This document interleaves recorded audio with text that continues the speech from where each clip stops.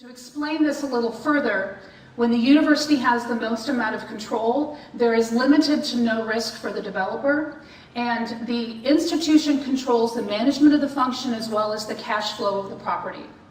In a third-party developer structure, the developer may coordinate project-based financing, and they might have development and construction services with limited risk, but they will not manage the property. That's an institutional or a third-party agreement, and they have no share in the cash flow. That may be that there is a one-time fee that someone pays for them to be involved in this process, but then all the cash flow goes back to the university. And finally, we have full privatization, which gives them, the developer, the most amount of responsibility and also options as it relates to cash flow. In a survey by College Planning and Management magazine in the last 9 years, they have done, this is from their 2011 survey, and I just wanted to share with you what people are reporting in 51 particular construction projects in the United States. Each project averages about $33 million.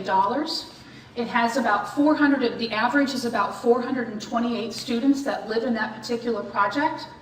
It's about 131,000 square feet, with the cost per student of the actual project of $78,000.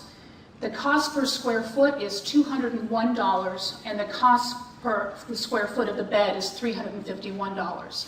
As you see in the charts below, you can see that we've gone through a little bit of a dip as it relates to actually being able to have construction projects, but these costs are rising back again.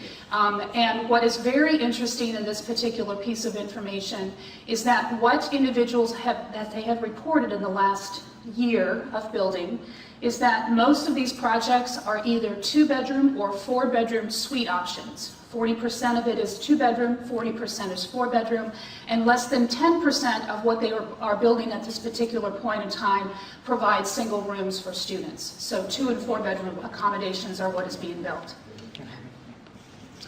What's in a residence hall? We are seeing much more card access, not only to the building, but also to the room.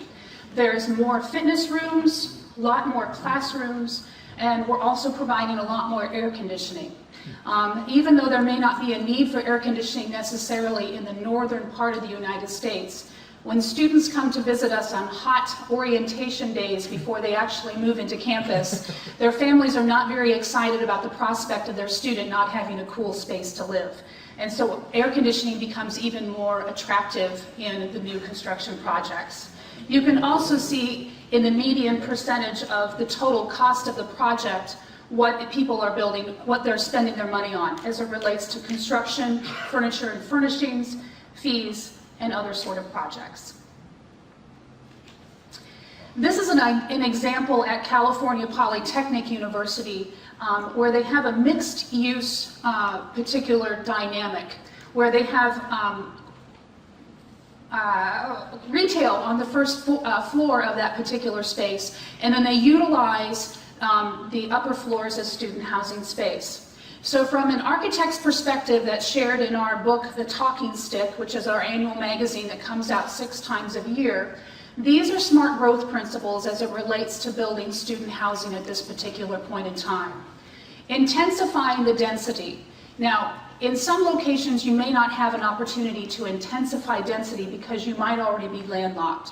But for those institutions that has a little bit of opportunity to have some spread out, intensifying the density on the edge of a particular project becomes very attractive in being able to encourage and increase the student interaction in that space. We want to define some open spaces so that there's more interaction in that location.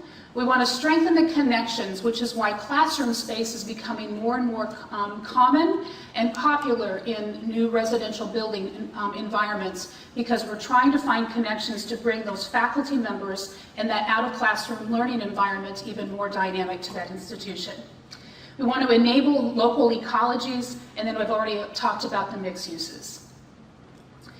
The second design element as it relates to building student housing relates to living and learning and providing those living and learning environments.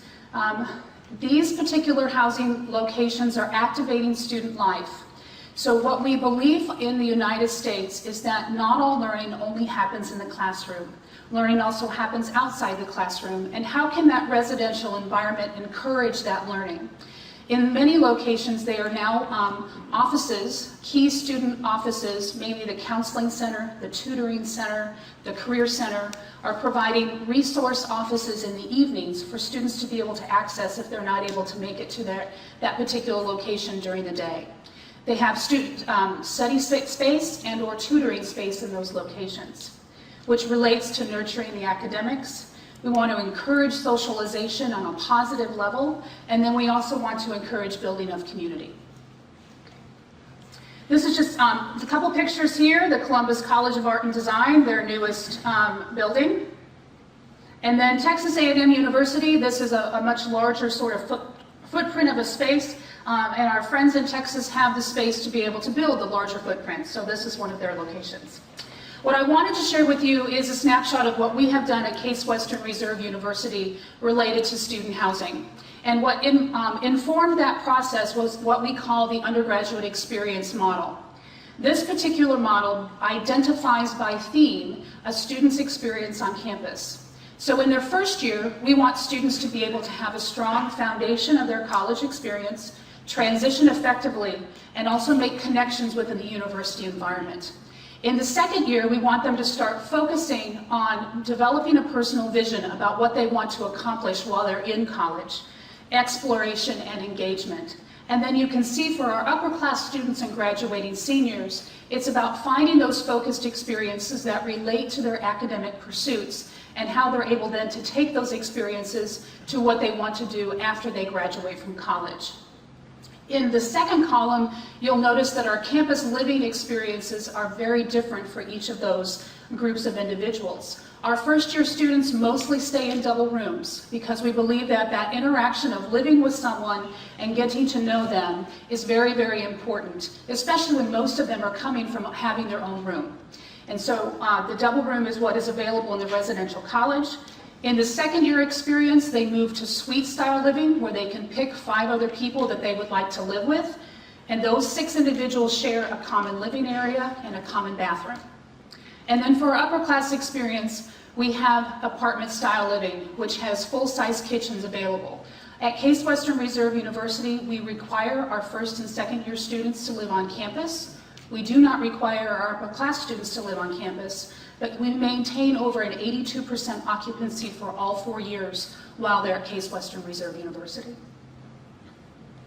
So our project was called the Village at 115. It was built on the existing football field footprint of the university. You can see that the large structure that has kind of a white base, if you will, that's a parking garage for 1,176 cars. Not bikes, but cars. And then it creates a stadium effect around brand new athletic facilities.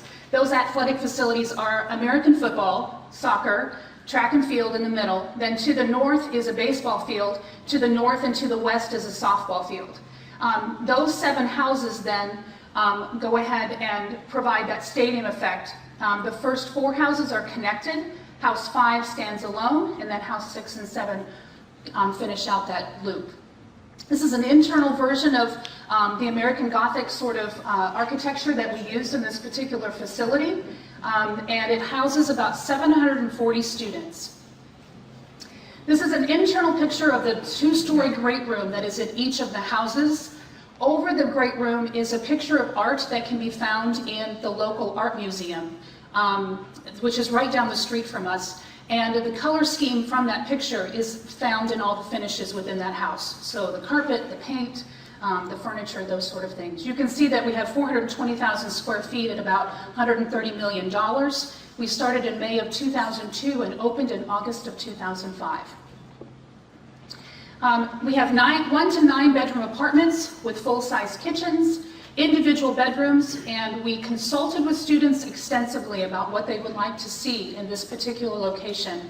And they shared with us they wanted double beds because when they left the university, they were not going to buy an extra long twin, they were going to buy a double bed. And this was one of the first projects in the United States that actually provided double beds in a new residential environment. This particular picture is of our clock tower lounge or library, where students can come. You can see all the natural light, but it also has beautiful views of the campus and also downtown. And these are our sustainability systems for this particular location. It is LEED Gold in the house number 5 and LEED Silver, and you can see the list of what we have provided in that particular space. From another great within student development theory, I just wanted to share with you this quote. Indeed, simply by eating, sleeping, and spending their waking hours on the college campus, residential students have a better chance than do commuter students of developing a strong identification and attachment to undergraduate life. One thing I would like to highlight for Akuho'ai is that this upcoming July 2012, we are going to have a study tour of institutions in California. That will be a week before our annual conference and exposition, and so if you would like to come and take advantage of being able to see those particular projects personally, you can do that through our study tour. We are also having an international symposium on the Friday and Saturday before our conference starts, and then our conference will be held in Anaheim, California. I thank you so much for your time, and I also thank you so much to Class of 2020 for inviting me here today. Alma, thank you very much.